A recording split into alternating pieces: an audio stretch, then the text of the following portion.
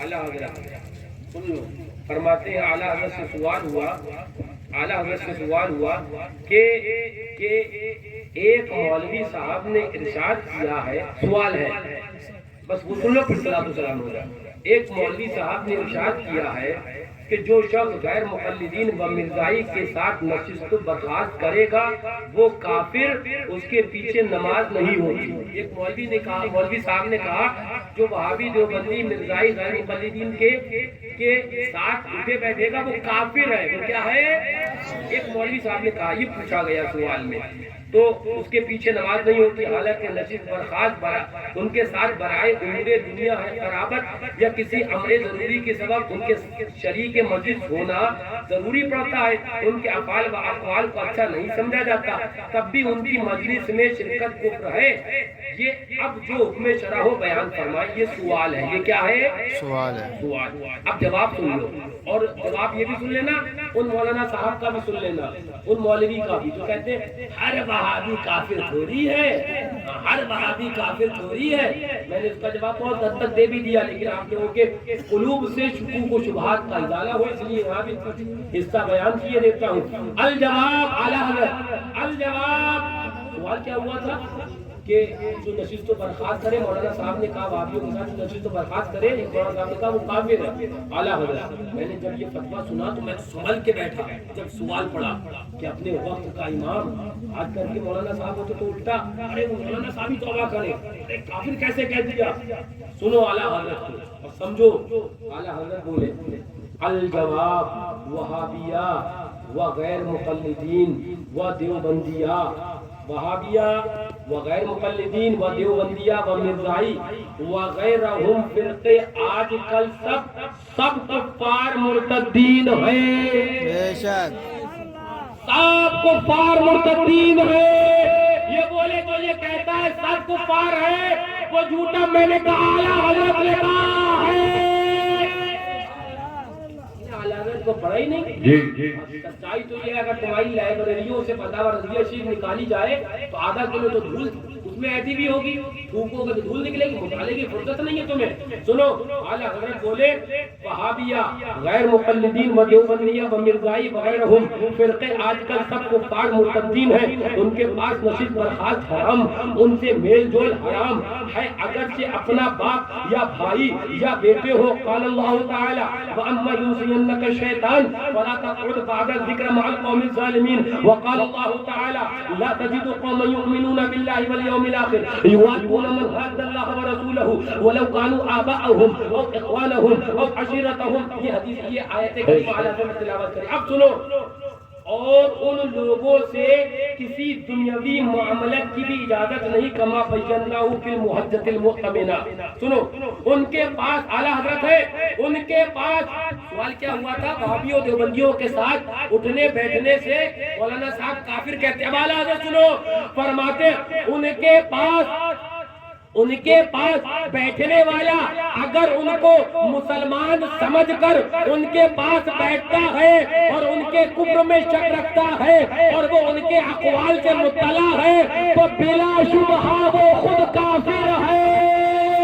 بے شک، سبحان اللہ، بلا شبہ وہ خود کافر ہے، وہ خود کافر۔ اعلیٰ نے شدید پلٹی خود اٹھا کر کہا بلا شبہ اگر وہابیوں کے ساتھ وہابیوں کو مسلمان سمجھ کر کوئی بیٹھ رہا ہے تو وہ خود کافر ہے۔ اب سنو، اچھا بلا شبہ خود کافر ہے، فتاوی فضازیہ و مجموع الانہار و در مختار وغیرہ میں من شک فی عذابہ و کفرہ فقد کفر۔ اب دوسری شق پر آئے، دوسری شق پہ آئے، توجہ غور سے سننا، توجہ کے ساتھ۔ یہ اعلیٰ حضرت اور مجدد اور امام وقت کا فتویٰ سنا رہا ہوں میں، سنو۔ فرماتے اب دوسری شق پہ آئے، بولے اور اگر ان کو یقیناً کافر جانتا ہے اور پھر ان سے میل جول رکھتا ہے تو اگرچہ اس قدر سے کافر نہ ہوگا مگر فاسق ضرور ہے۔ سبحان اللہ، بے شک ضرور ہے۔ توجہ، ابھی قلم رضا رکا نہیں ہے، ہاں وہ رضا کے نیزے کی مار ہے کہ عدو کے سینے میں غار ہے کہ بیچارہ جوئی کا وار ہے کہ یہ بار بار سے پار ہے۔ سنو آگے بولے بولے اگر وہابی کو وہابی کافر سمجھ کر ان سے ملتا ہے تو فرماتے ہیں اگرچہ اس قدر سے کافر نہیں ہوگا لیکن فاسق ہوگا. اب سنو آگے فرماتے ہیں اور اسے امام بنانا گناہ اور اس کے پیچھے نماز مکروہ تحریمی قریب بحرام کے پڑھنی گناہ اور پھیرنی واجب. بولے اور معاذ اللہ بالآخر اس پر اندیشہ کفر ہے. بے شک بالآخر اس پہ اندیشہ کفر ہے. اندیشہ کفر ہے. جو کافر بھی سمجھ کر ملتا ہے اس پر اندیشہ کفر ہے. اب اعلیٰ حضرت نے ایک واقعہ وہ سبق آموز تعلیم فرمایا فرماتے ہیں وہ سن لو بس. فرماتے ہیں امام جلال الدین سیوطی، میں طرز بس پالی وہ عبارت پڑھ رہا ہوں اپنے پاس سے اضافہ نہیں کر رہا. امام جلال الدین سیوطی رحمہ اللہ تعالی شرح الصدور میں فرماتے ہیں ایک شخص رافضیوں کے پاس بیٹھا کرتا تھا. اس کے مرتے وقت لوگوں نے اسے کلمہ طیبہ کی تلقین کی. اس نے کہا نہیں کہا جاتا. اچھا کیوں؟ کہا یہ دو شخص کھڑے ہیں یہ کہتے ہیں تو ان کے پاس بیٹھا کرتا تھا جو ابو بکر و عمر کو برا کہتے تھے، اب چاہتا ہے کہ کلمہ پڑھ کر اٹھے، تجھے کلمہ نہ پڑھنے دیں گے. جب یہ واقعہ حضرت شرح الصدور کا اب اعلیٰ حضرت اس واقعوں کو بیان کر کے تبصرہ فرماتے ہیں جب صدیق اکبر و فاروق اعظم رضی اللہ تعالی عنہما کے برا کہنے والوں کے پاس بیٹھنے والوں کی یہ حالت ہے تو یہ لوگ تو اللہ جل وعلا و رسول اللہ صلی اللہ علیہ وسلم کو برا کہتے ہیں، ان کی تنقید شان کرتے ہیں، انہیں طرح طرح کے عیب لگاتے ہیں. ان کے پاس بیٹھنے والے کو کلمہ نصیب ہونا اور بھی دشوار ہے. سبحان اللہ. بے شک. جی فتنوں میں نہ پڑھو، کسی کو نہ سنو. ابھی آپ نے قاری صاحب سے بھی یہی سنا کہ بالکل نئے فتنوں کو پر توجہ نہیں دینا. آپ کو جو نئے فتنے ہوتے ہیں ان کو بالکل توجہ نہیں دینا. وہ کیا کہہ رہا ہے پلیٹ میں وہابیت تھوڑی کچھ چاہیے. اعلیٰ حضرت بولے پلیٹ چھوڑ، اگر ان کے پاس بیٹھے گا تیرے دل میں وہابیت گھس جائے گی.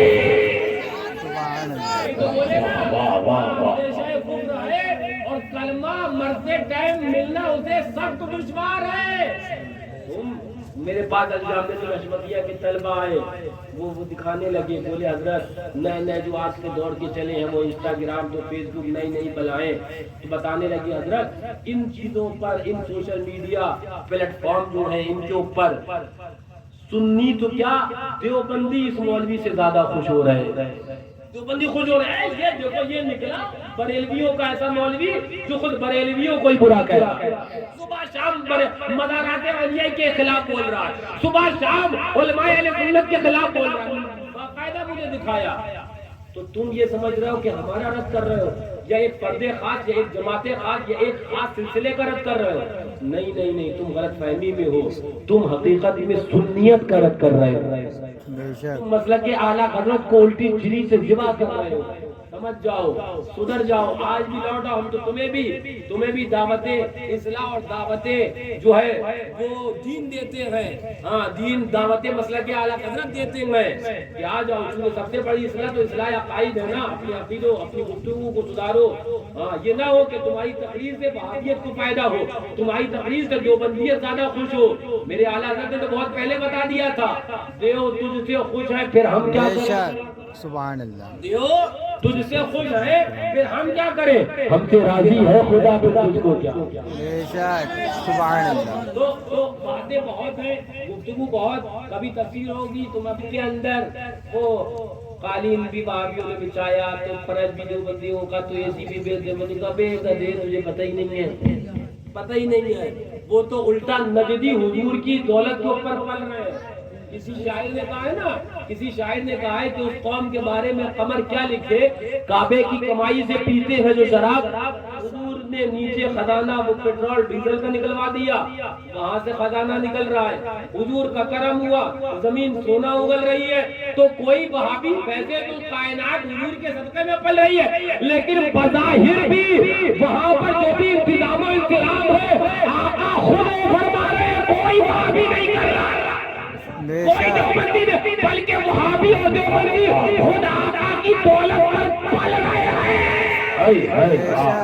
سبحان اللہ. تم ایک میسج کا دیتے ہو، عام انسان بیچارہ بولا سننی وہ کہہ رہے وہابی اتنی خدمت کر رہے تو اس کے دل کے اندر نرم گوشہ ہے، کس کی تم طرفداری کر رہے ہو، کس کی حمایت کر رہے ہو؟ سوچنا چاہیے تمہیں بھی. نفس اتنا ہے موٹا، نفس اتنا گینڈا ہے، تمہیں اگر دو بات کہہ دے تو جواب کے لیے تمہیں ممبر رسول چاہیے ہے. تمہیں اگر کوئی کہہ دے تو اپنی بے عزتی تمہیں برداشت نہیں. میں نے کہا ظالم تجھے اپنا تیری عزت کی پڑی ہوگی. ہمیں عزت رسول اللہ کے اوپر جان دینا ہے.